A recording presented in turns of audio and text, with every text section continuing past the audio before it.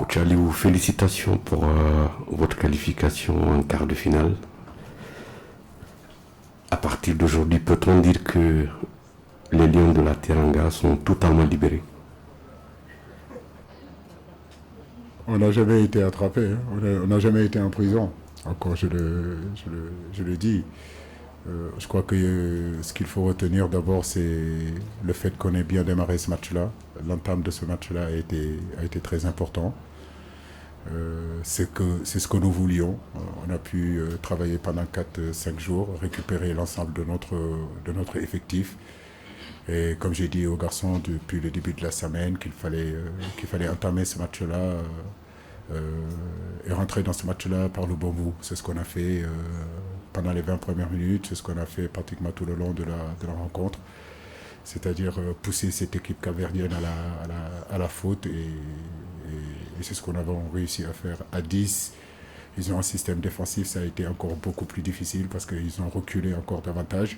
À 9, ça l'a été encore plus, donc il fallait être patient et Bamba marque ce deuxième but qui nous libère. Donc féliciter vraiment les joueurs par leur détermination, féliciter les joueurs aujourd'hui par la qualité qu'ils ont dû mettre et féliciter les joueurs aussi par rapport aux consignes respectées et surtout le niveau qu'ils ont joué ce match-là.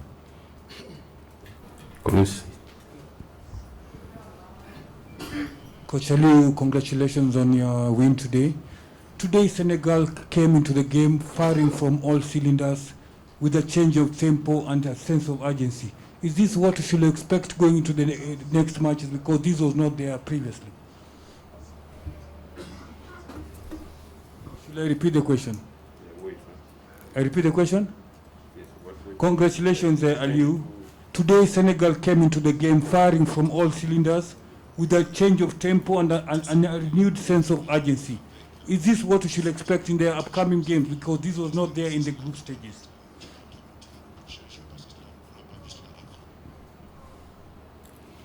Oui, c'est vrai. Je pense que tout le monde connaît le Sénégal. Nous avons besoin de jouer avec une certaine intensité.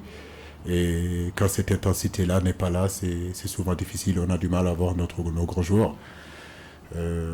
C'est pour cela, tout le long du match, j'ai demandé à mes joueurs de mettre vraiment beaucoup de vitesse dans les transmissions, beaucoup de vitesse dans la projection pour embellir ces matchs-là et mettre l'intensité, aller chercher les ballons quand ils sortent. Cette intensité est vachement importante. Maintenant, en face, il y a une équipe aussi qui fait en sorte que le Sénégal ne joue pas dans cette intensité. Je m'amusais à regarder les matchs qu'on a joués contre la Guinée, le temps de jeu effectif pendant Guinée, Zimbabwe et Malawi. Je peux vous dire que c'est 1h30. On a pratiquement 60 minutes où il y a des arrêts du jeu, 60 minutes où le ballon est en dehors du rectangle vert. En réalité, on joue seulement que 30 minutes. Donc aujourd'hui, c'était important d'emballer le match, d'avoir plus de jeu, d'avoir plus de temps de jeu effectif et mettre cette intensité dont le Sénégal a besoin pour justement faire la différence. Yes. No. Bonsoir.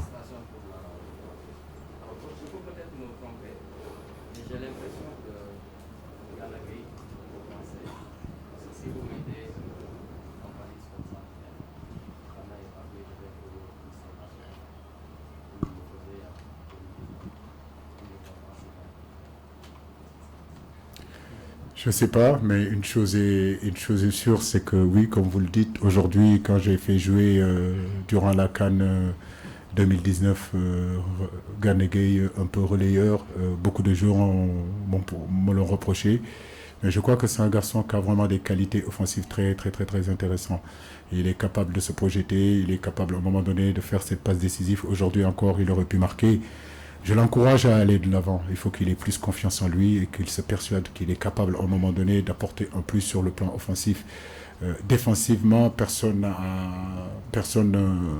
ne met en doute les qualités défensives de Gana.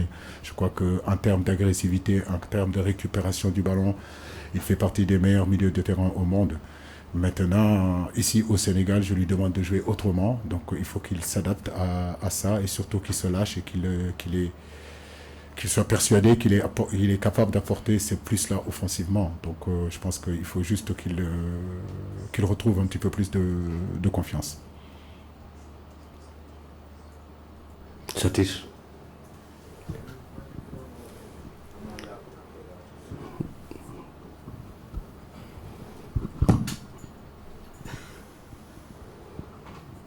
Satish Shekhar, Empowers Magazine.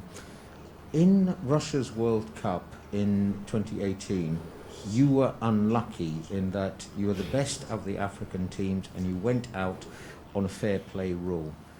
In this particular match, your opponents had 2 players sent off because of VAR and conceded a goal to some extent because of VAR as well.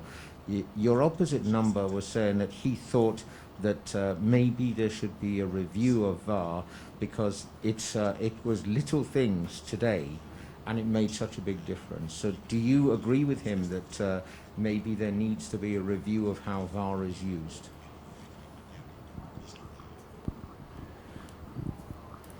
C'est une bonne question. Je crois qu'aujourd'hui, moi j'ai toujours parlé de ce VAR. Maintenant, est-ce que c'est l'arbitre qui est au centre qui décide, qui arbitre, ou c'est les gens qui sont en haut qui arbitrent? Ceci étant, nous on a bénéficié aussi dans le passé qu'on s'appelle, de la chance de cette VAR-là, mais aussi ça nous a porté préjudice aussi plusieurs fois. C'est toujours le débat entre est-ce que le VAR on doit le mettre, est-ce qu'on ne doit pas le mettre. Donc c'est un débat sans fin. Moi ce que je pense c'est que l'arbitre central est le maître du jeu et il faut à un moment donné le laisser décider. Il est amené à se tromper comme un entraîneur peut se tromper, comme un joueur peut louper une passe. On n'est que des êtres humains.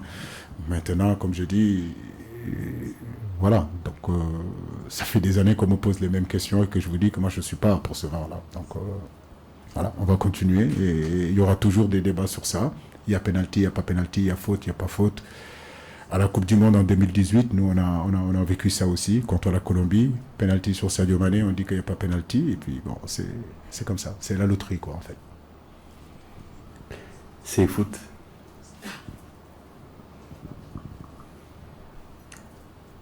Bonsoir coach et félicitations pour la victoire. Vous avez joué pendant une bonne partie de la rencontre à 11 contre 10, puis contre 9. J'aimerais savoir si une victoire comme ça, après tout ce qu'on a vu lors de la première phase, a la même saveur, ou alors vous avez des regrets parce que vous vous dites que peut-être vous n'avez pas tiré les enseignements que vous auriez voulu tirer de votre équipe si elle avait joué normalement pendant toute la rencontre à 11 contre 11. Vous êtes Camerounais, vous? Effectivement. Ouais.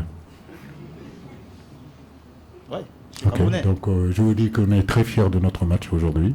Ouais. Nous venons de loin. Nous avons vécu de très très très moments difficiles. Aujourd'hui, on a l'ensemble de notre groupe. Nous nous sentons forts, mais avec beaucoup d'humilité. 11, oui. On a pris le dessus dès le début de l'entame de ce match-là. À 10, bien sûr que l'adversaire va reculer. Elle était déjà à 11. Elle jouait déjà derrière. À 10, ça le serait encore plus. À 8, ça l'était encore beaucoup plus. Mais il ne faut pas salir notre victoire. Nous sommes très fiers d'avoir gagné cette victoire-là. Nous sommes très fiers d'être en quart de finale. Et nous arrivons à Yaoundé, monsieur. Ici.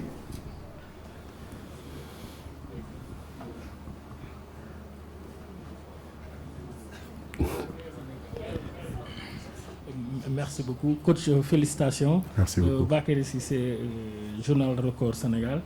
Coach, nous avons vu effectivement que le jeu de votre équipe est monté crescendo avec des transitions et des sorties de balles dans le circuit.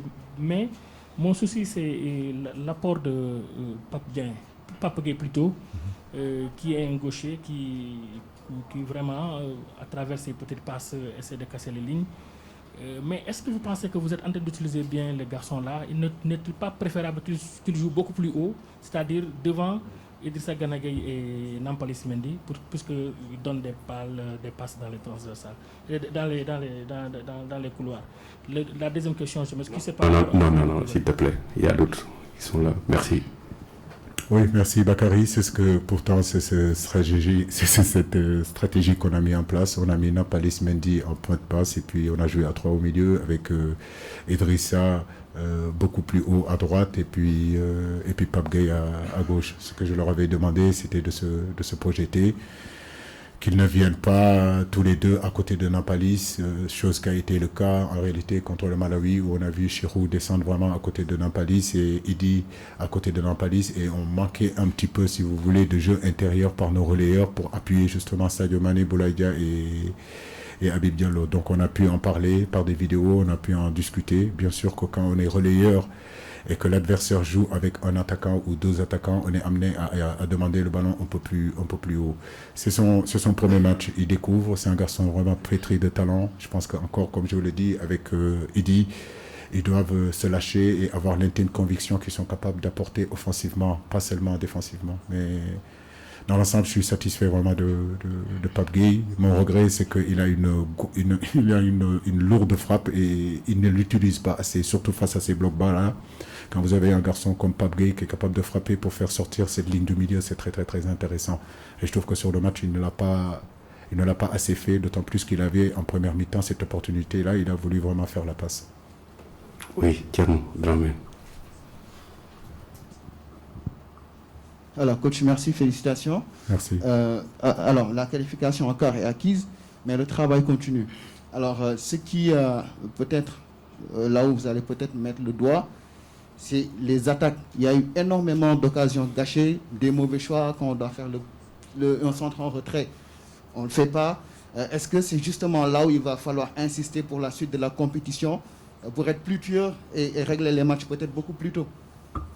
Oui, Thierno, tu as tout à fait raison. Je pense que par rapport au ratio d'occasions qu'on se crée, mais ça ne date pas d'aujourd'hui. Hein. C'est qu'on se crée des occasions, on se crée beaucoup d'occasions et on ne marque pas assez de buts. Aujourd'hui, je suis satisfait. Pourquoi je suis satisfait? Parce qu'on n'a pas pris de but, déjà. Si on n'a pas pris de but, ça veut dire que les défenseurs font leur travail correctement, les milieux de terrain font leur travail aussi correctement.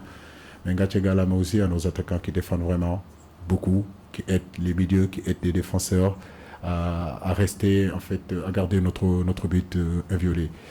Maintenant, c'est l'effet inverse qui doit se passer. Il faut aussi que nos défenseurs sortent les ballons beaucoup plus vite pour essayer de mettre dans de meilleures conditions nos attaquants. Il faut que nos milieux de terrain, comme vous le disiez tout à l'heure, avec Pape Gueye, avec Idrissa Gana Gueye, osent plus ces passes pour éliminer des lignes, pour retrouver encore plus nos attaquants. En réalité, une équipe, c'est ça. Aujourd'hui, les défenseurs aident. C'est vrai que les attaquants aident les défenseurs pour bien défendre. Les statistiques montrent qu'on n'a pas pris de but. Et j'aimerais aussi, dans notre animation offensive aussi, qu'on essaye de donner les ballons beaucoup plus tôt et surtout être juste. Souvent, on fait beaucoup de mauvais choix. Quand on doit jouer à gauche, on joue à droite. Quand on doit garder la balle, on la remet. Quand on doit jouer en une touche de balle, on joue en deux touches de balle. Mais c'est des choses qui peuvent se travailler. Je crois qu'aujourd'hui, on a 5-6 jours devant nous.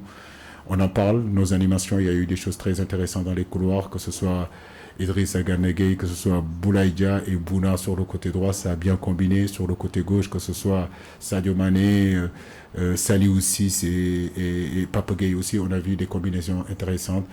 Famara Diédhiou a travaillé comme un point d'ancrage, il a vraiment bloqué cet axe-là pour les faire reculer, donc on a pu trouver des intervalles avec Sadio.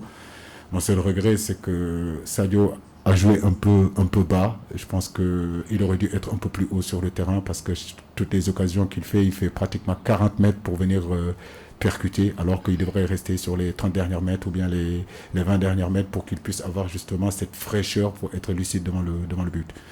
Nous allons y travailler.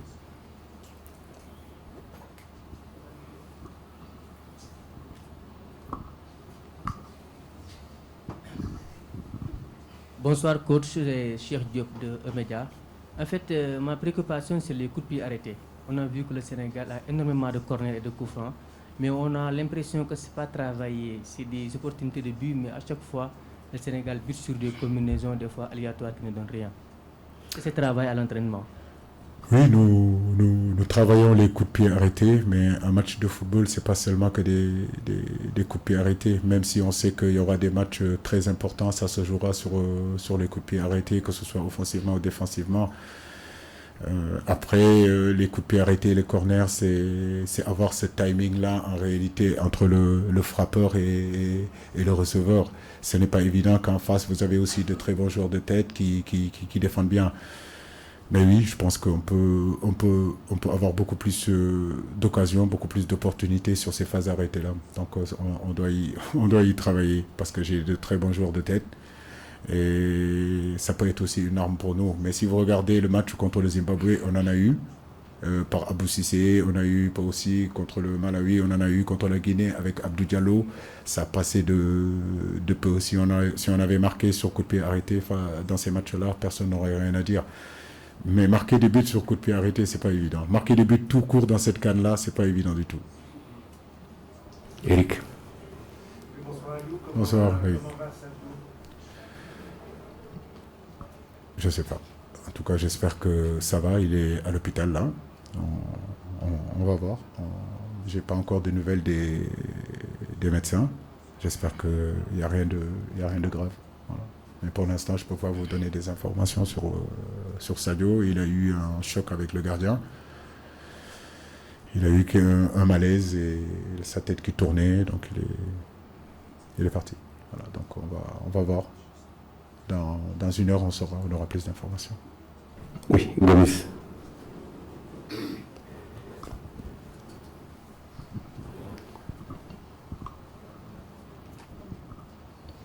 C'est vrai, j'ai pas besoin de micro. Coach, mes félicitations. Mon ami. Ça marche. Hein. Ouais, Coach, mes félicitations. Mon ami. Voilà, Tu sais que je t'aime bien. Mais moi aussi, je t'aime bien. Je sais. Voilà, coach, tout à l'heure, vous avez dit, en parlant, il y a une question d'un de mes confrères par rapport à vos 3 milieux de terrain, et vous-même, vous avez dit que vous avez demandé à ces milieux d'aller de l'avant. Mais est-ce que moi, la question que je me pose, est-ce que vous ne disposez pas d'un joueur capable de jouer devant, d'aller devant? Si, voilà, on a Pape Matar Sarr qui est capable de faire ça. Je pense que tu penses à lui. C'est un garçon pétri de talent, mais n'oubliez pas qu'il était resté à Dakar pratiquement 4 jours ou 5 jours. Il était malade du Covid. Il est revenu, c'est vrai, à l'entraînement, on le voit, il est bien. Il a eu quelques problèmes aussi au pied qui l'ont empêché d'être à 100%, si vous voulez, durant toute la semaine. Je le dis, je le répète, les jeunes joueurs, quand ils arrivent dans cette équipe nationale, il leur faut un temps d'adaptation. Ça a été le cas de Crépin Diatta. On lui a laissé le temps de s'adapter, de connaître un petit peu le haut niveau, le niveau international. Ça a été le cas de Ismaïla Sarr aussi. Quand il est arrivé, il n'a pas joué tout de suite. Donc c'est notre politique à nous, de ne pas griller nos joueurs. Bamba est arrivé, c'est pareil aussi. On leur donne des petits temps de jeu. Pape Matar aussi, on va lui donner du temps de jeu aussi. Mais je crois que dans la situation où nous sommes aujourd'hui, il faut qu'ils apprennent et qu'ils côtoient aussi ces joueurs-là qui sont plus âgés, qui ont beaucoup plus d'expérience. La CAN est difficile. La CAN est une compétition très, très, très, très, très compliquée. Mais bien sûr que je compte sur Pape Matar Sarr.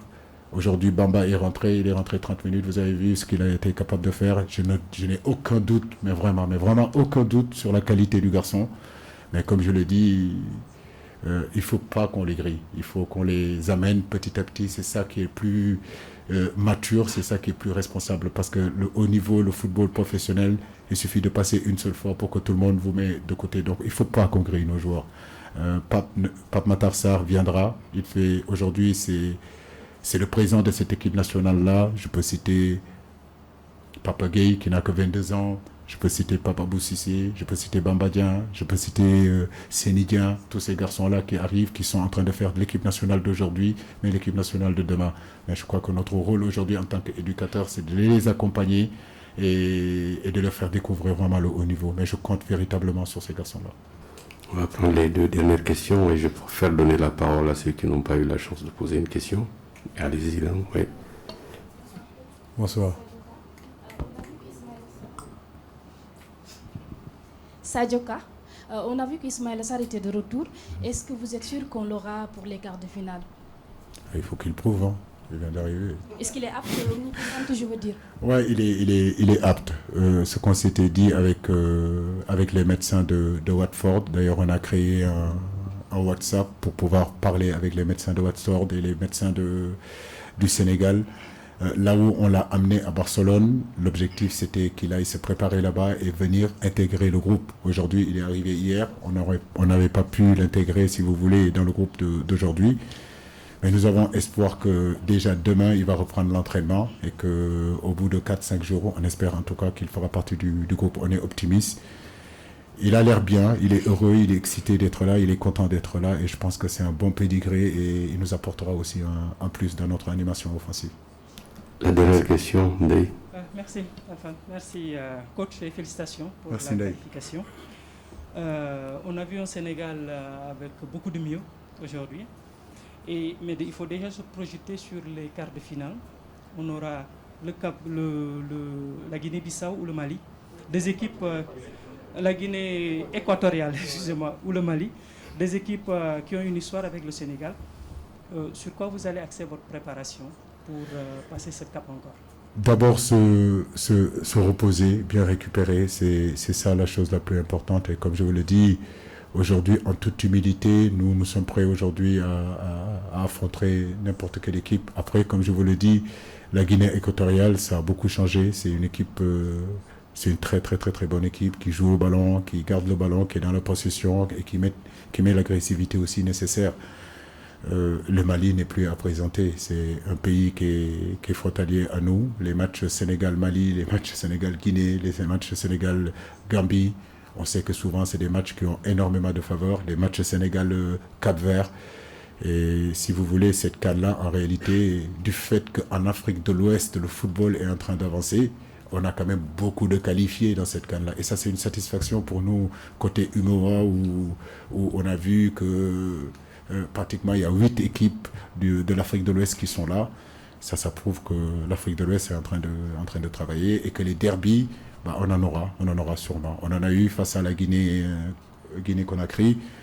On en a eu encore aujourd'hui face au Cap-Vert et peut-être que ce sera le Mali ou la Guinée équatoriale. Mais le Sénégal aujourd'hui est prêt à jouer face à n'importe quelle équipe. Nous avons des ambitions et ces ambitions-là, si on veut les atteindre, il faut qu'on soit capable de faire face à n'importe quelle équipe.